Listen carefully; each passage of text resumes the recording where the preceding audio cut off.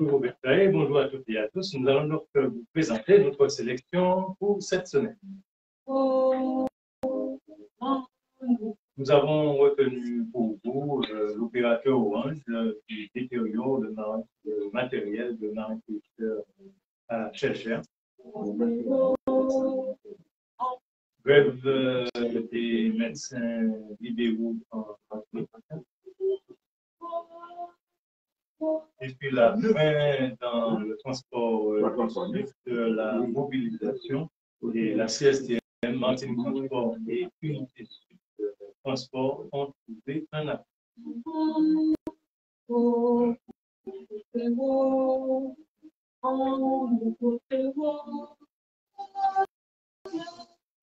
L'opérateur Orange qui détériore le matériel de pêche de certains marins-pêcheurs à Chercheur. Samedi 24 décembre, à quelques heures du réveillon de Noël, la société Orange décide d'offrir un cadeau aux marins-pêcheurs de Chercheur. En entamant les travaux de câblage sous-marin devant envoyer la Martinique à Cuba, la société Orange a endommagé le matériel de pêche de certains marins-pêcheurs de Chercheur. Un cadeau de Noël qu'ils n'ont pas du tout apprécié.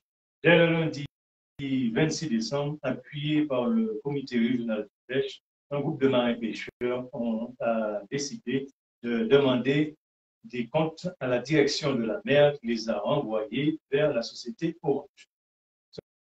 Cependant, les protestataires apprennent qu'une commission nautique locale s'est tenue le 22 janvier 2002 sur ce projet de câblage sans que le comité régional de pêche en soit informé, alors que c'est un projet qui impacte l'activité de la pêche. Orange, société de communication, a déclaré s'être concertée avec toutes les parties prenantes. La DIAL, la direction de la mer, la préfecture et le comité régional des pêches. Elle reconnaît du bout des lèvres avoir déplacé un casier et un filet de pêche qui étaient sur le passage du temps. Il reste que le matériel de pêche de certains marins-pêcheurs a été saccagé et que cela doit être réparé. L'opérateur demande d'ores et déjà de fournir des preuves de dommages préalablement à l'indemnisation.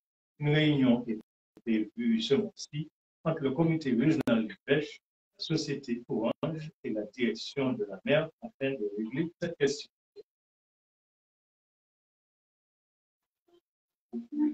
Grève des médecins libéraux en Martinique. Comme annoncé, des médecins libéraux répondant à l'appel du collectif Médecins pour l'Humain ont décidé de fermer leur cabinet dès le lundi 26 décembre pour une semaine reconductible.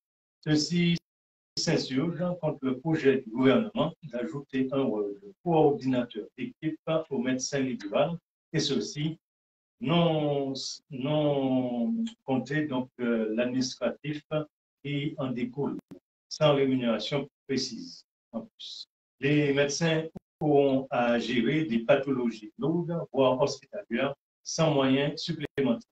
Alors que ce qu'ils demandent, c'est plus de temps médical à consacrer aux patients. Pour cela, un allègement de leurs charges administratives s'avère indispensable. Ils demandent donc d'abolir les renouvellements d'ALD pour pathologies chroniques, de supprimer la signature des arrêts de travail de moins de 3 jours, de ne plus avoir à gérer le courrier et les prises de rendez-vous et à établir des certificats inutiles. De plus, ils réclament une réelle prise en compte de leur formation Bac+9 minimum afin de favoriser l'attractivité de la profession au lieu d'imaginer pallier les déserts médicaux par l'instauration d'une obligation de début d'exercice en zone sous-dotée et par la création d'une 4e année d'internat médecine générale en autonomie. L'appréciation du prix de la consultation à 50 euros apparaît plus que nécessaire afin de dégager des moyens financiers pour l'emploi d'une secrétaire ou d'un assistant médical afin d'augmenter le nombre de prises en charge sous leur entière responsabilité. Cette solution est présentée par les médecins comme une alternative au projet du gouvernement d'autoriser les paramédicaux d'effectuer des actes avec un risque potentiel d'impliquer leur responsabilité ou des actes qu'ils n'auront pas réalisés. Enfin, les médecins libéraux déclarent ne plus vouloir dépendre de la rémunération aux objectifs fixés par la sécurité sociale qu'ils jugent non déontologiques, alors que le gouvernement envisage d'augmenter la difficulté des objectifs à atteindre. Les médecins libéraux maintiennent la pression afin de peser sur les négociations en cours avec la sécurité sociale.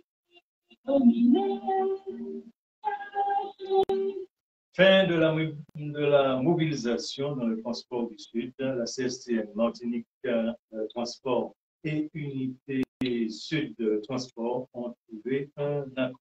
Le réseau de transport public et le réseau urbain et scolaire pour les 12 communes. Ce réseau connaît depuis plusieurs mois de grandes difficultés liées à l'immobilisation d'un nombre important de ces bus, une quarantaine de bus environ, sur les 90 que compte la flotte. Et ceci à cause de pannes et surtout faute de pièces détachées disponibles pour les réparer.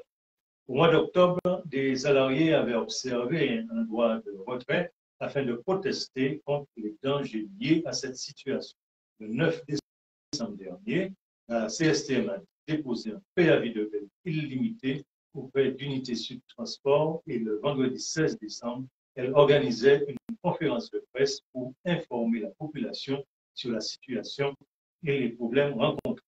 La centrale syndicale dénonçait le harcèlement de la direction à l'encontre des salariés qui avaient exercé le droit de. Elle s'élevait contre le projet d'activité partielle que la direction envisageait de mettre en place suite à l'indisponibilité d'une partie des bus, estimant que ces difficultés ne relèvent pas de la responsabilité des salariés. La CSTM pointait du doigt le mauvais état du bus, le jumelage des lignes qui augmente la frustration des usagers, leur attente et les risques d'agression quotidienne qui subissent déjà.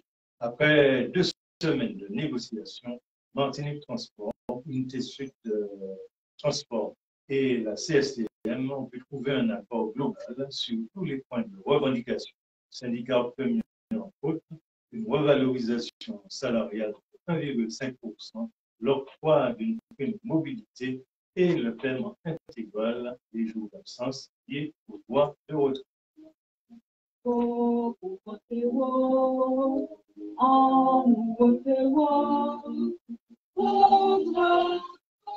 Solidarité, solidarité, manifestons donc notre solidarité avec les soignants illégalement suspendus qui sont toujours en lutte contre une injection expérimentale aux multiples effets secondaires et dont la résistance, soutenons-les et exigeons leur réintégration dans leur poste et dans leurs droits. Solidarité toujours.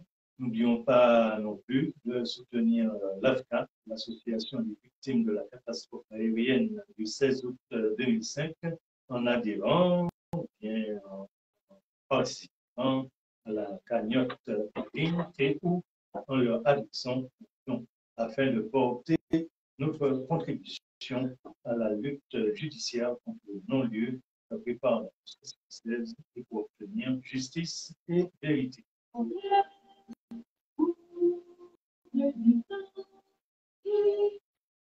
Voici notre séance d'information terminée. Nous allons donc vous proposer de méditer sur cette notre parole fondante. L'ignorance mène toujours à la servitude. Il faut donc que nous soyons vigilants et que nous restions informés afin d'éviter la manipulation. Étant notre information en utilisant les médias alternatifs que nous pouvons enrichir que nous pouvons faire, consultant gratuitement le journal en ligne et comité populaire, le journal du foot, et que vous pouvez donc télécharger à partir de la web TV www.chicansTV.com.